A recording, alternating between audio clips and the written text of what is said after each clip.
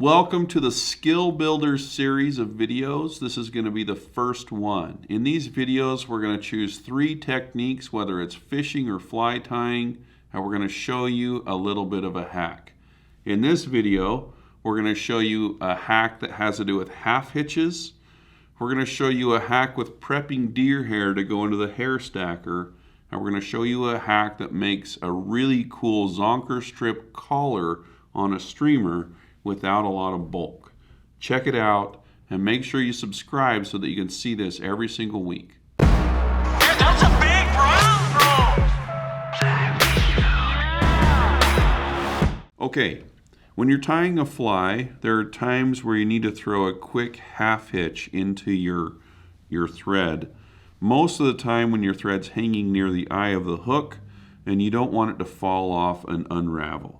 It's very common with beadhead flies, especially when your thread is kind of getting up there in thickness. So what you're going to do is you take 2 fingers and put them into your thread like this, rotate them to make a circle, and then I'm just going to take this piece of thread and find that hook eye and use that as a guide. Come straight up, keep tension on it, and pull it straight down.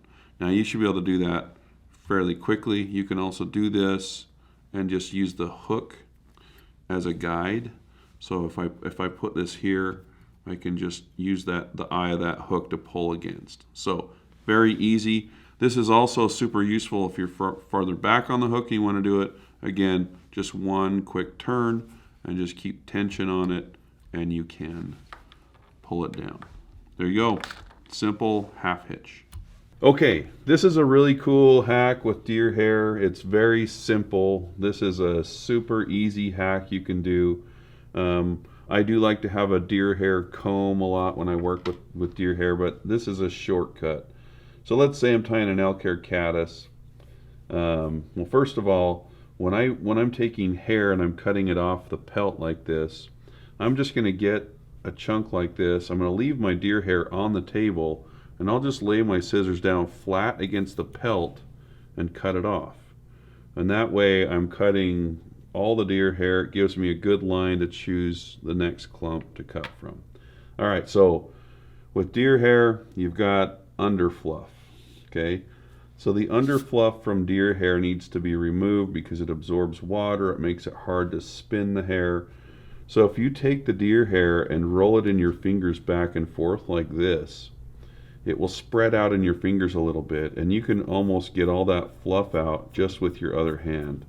So no comb really necessary. You'll see all this stuff, all this staticky stuff. That's the junk you want to get out of there. Now we're ready to take this. I won't even run a comb through it, and we'll just stack that.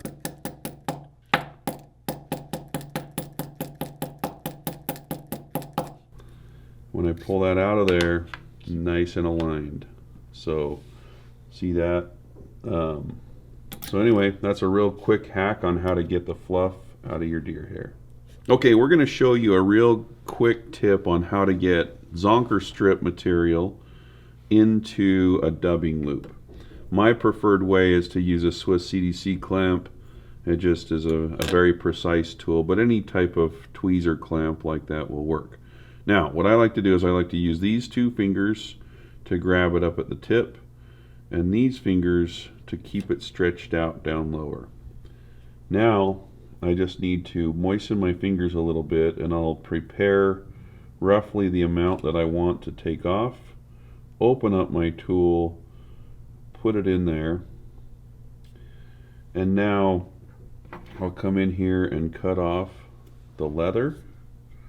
And then I'll just cut off the material from the strip, and now I'm ready to put that in the dubbing loop.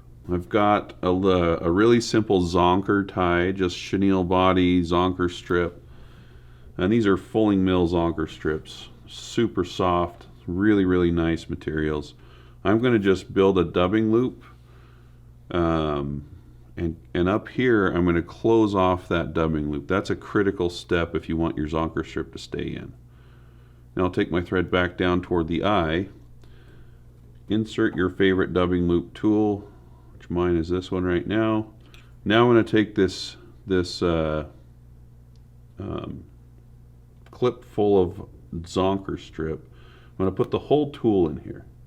Okay, with the whole tool in here, I'm going to put my finger right here on a spot that is open, doesn't have any material. I'm just going to back that out until I can feel the thread hit my fingers, and then I'm just going to open that up. I just like using this finger as a guide when I put it in there. So once it's in here, I can manipulate it if I want. I can spread it out. I can adjust the distance or the length, and now I'll just spin that up. Okay, and now I can take a bodkin and just come down through it, or this was on the table the whole time, just Velcro that out.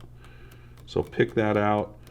And I really like to do this with Zonker strips a lot more than just wrapping it on the hide. So this is really twisted up. I can just take this now and wrap this on the fly. I'm going to just kind of preen that back every couple turns or so. Try to get this thread out of the way.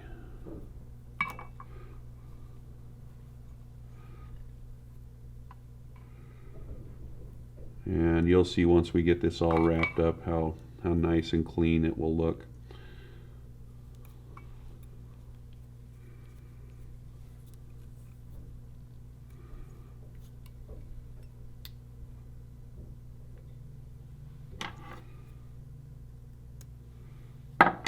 So once we have that tied in, you can just take some Velcro and floof that out.